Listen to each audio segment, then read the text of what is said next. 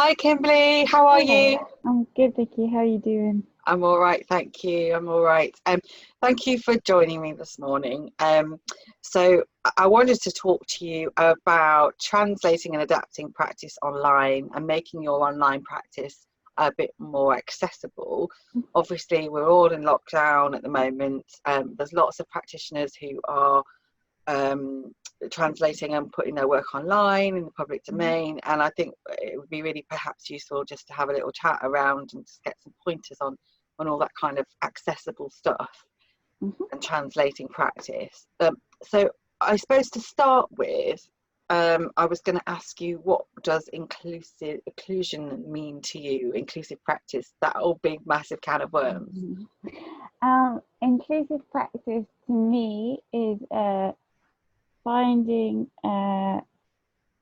working with curiosity to find uh, a way of working that is open and responsive, and that can meet the needs of the people who engage with your practice. Yeah, Um, because it's all, I think sometimes we have to take the weight away from it and the pressure and just go, actually being inclusive is just about communicating sometimes with somebody about what it is they can and can't do or what their needs are. I think yeah, sometimes people feel a bit scared of that word, and I yeah, think a lot of us don't like that word anyway, but it is just about I sometimes it's about thinking, isn't it? yeah. And it's just taking the time to pause, I guess, and just go, oh, what can I do? Like with the people that I have with me and in front of me that want to engage with what I do, what do they need? What's going to unfold in front of me with as many sort of access points and ways in as possible. Okay, so let's move on to translating and adapting actual practice online. We're going to have a quick look at a video that you did for us around that, and we'll come back. So for this next video, we're going to talk specifically about translation or adaptation of material. And in this context, translation and adaptation, I'm referring to the same thing, but it's just a case of terminology. And I personally prefer translation because that's, for me, that means everybody's different versions, as opposed to adapting from a particular single version. So the first thing we're going to talk about is how, if you're offering an exercise with your lower body, that could potentially be translated for somebody with a different physicality. In my case, if it was an exercise about articulation, I might decide that I take that into my arms and hands, to work on qualities of articulation that way. And I would access these qualities by listening to the words that you're offering, the sounds that you're offering. What is the essence of the movement that you're asking me to look for? Is it a push? Is it a ping off the floor? Is it a brushing along the floor? Is it a horsey flick back to front? Is it a drawing up and an unfolding? If I was looking at another part of the body that I could translate those qualities to, I could also look at my torso and my chest. Can I find a ping in my shoulder? Can I find an unfolding in my chest? Can I find a way of brushing the ribs? What's important to you? Is it direction as well? So is it quality and direction, or do you not mind so much about direction? If we take a simple arm sequence, so for example, a circle with the shoulders, a circle with the elbows, and a circle with the arms, in terms of adaptation, what we're looking at there, from my perspective, would be a progression in size and an articulation through different joints in the body. So actually, that could be taken in a head circle, a rib circle, and a whole upper body circle as well. Similarly, that could be taken into the hips. If you've got lots of space, potentially that could be taken into shifting, but that's less likely, I imagine. An alternative for travelling could be looking at efficiency of movement. It could be looking at speed of weight shifts and qualities of weight shifts. How quickly can you change your balance and shift your weight? How efficiently can you do it? Can you challenge yourself in different ways? So although we might not be able to travel as far in this smaller space, we can still explore challenge, and we can still find different ways of making the most of our physicality. Okay, so we've come back. So maybe if you could just summarize, just summarize for us kind of what are the key things around adaption. I know in the video you say you prefer the word translation, so translating work online, what are the key components for you? What are the most important things if you're at home, you generally do your dance class and you're translating it for an online audience? What are the key things in terms of the movement? Yeah, I think as the facilitator is know what you're aiming for. So if you've got the essence of what you're aiming for, then it will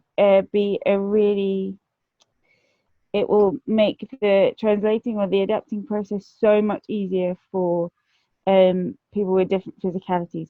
Because otherwise, what tends to happen is we revert back to relying on the visual of like, okay, so I'm just going to copy, but actually that might not be the intention of the exercise. So as the facilitator, to really interrogate what the intention is and then how that might work for different bodies.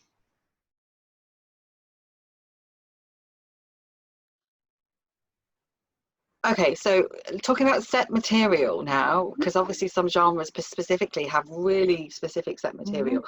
We're just going to have a look at a video that you did for us earlier on that. So the next question is, do you offer set material? Do you offer improvisation? What is your content going to be? And I think all options have a place depending on the style that you work in and the type of teacher you are.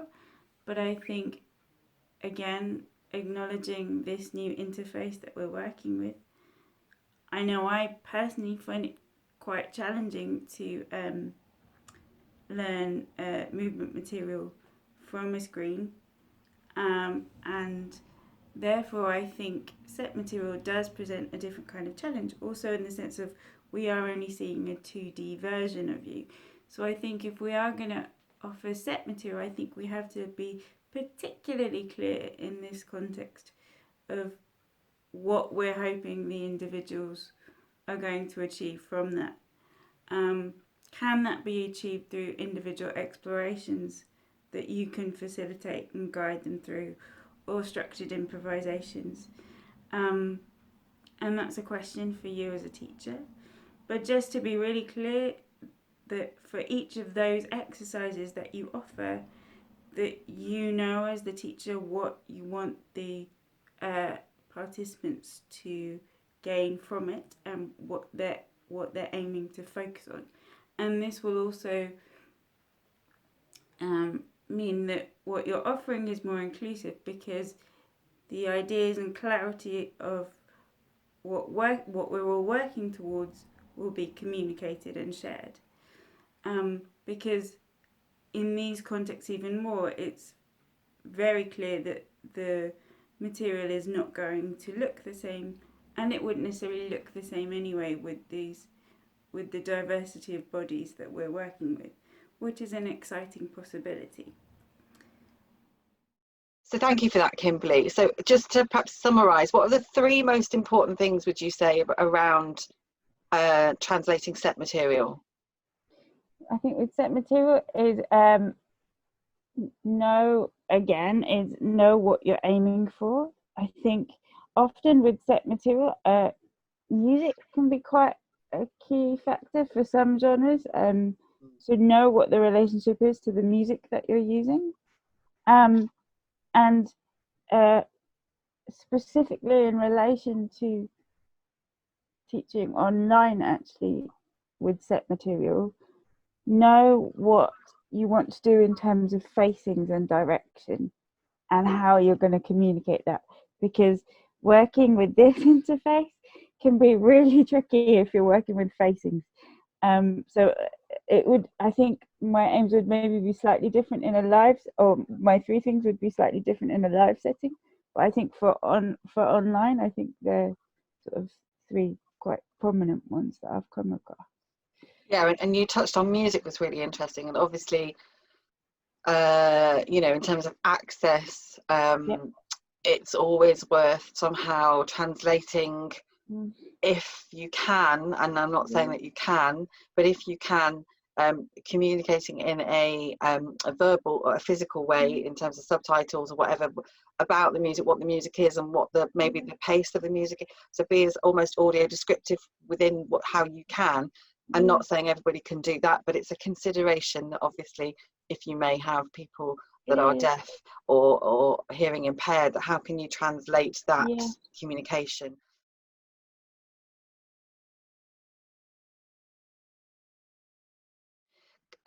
Let's just cover the technical aspect of working online, because I think, again, people think, oh, should I subtitle? Should I, what if I need to do I have sign language? So do you want to just talk a little bit about what you know? And I'm not saying that we are experts, but what you know about if somebody is watching from home and they have a specific disability, is there stuff that people should be doing in terms of translating their work online, or does that happen for the person in their own home, for example?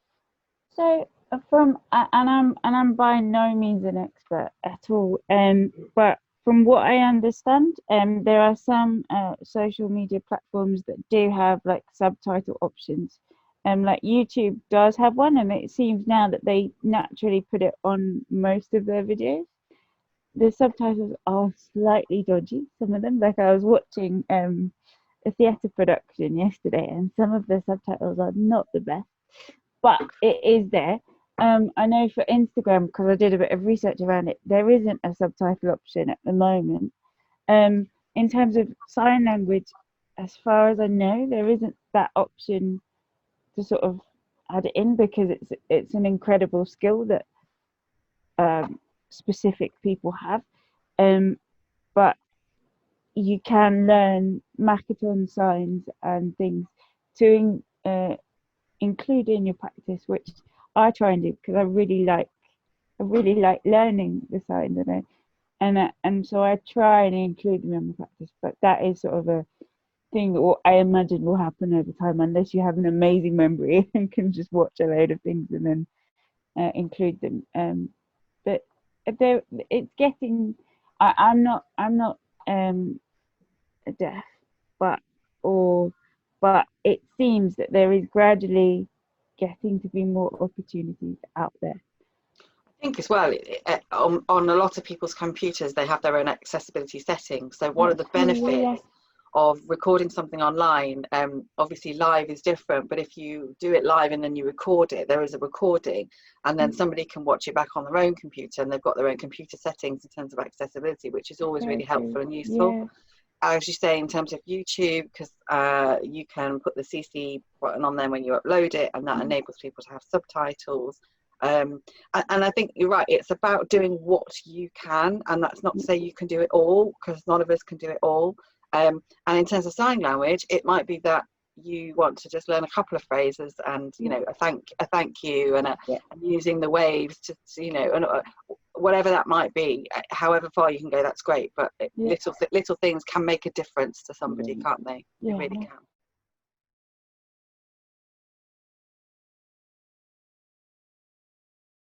I think in terms of the making your experiences more sensory or sensorial, I'm really curious about how we can use our environment. And I know that even when I went into lockdown, I suddenly had the urge to dance with my duvet. Like I needed touch, like I really needed.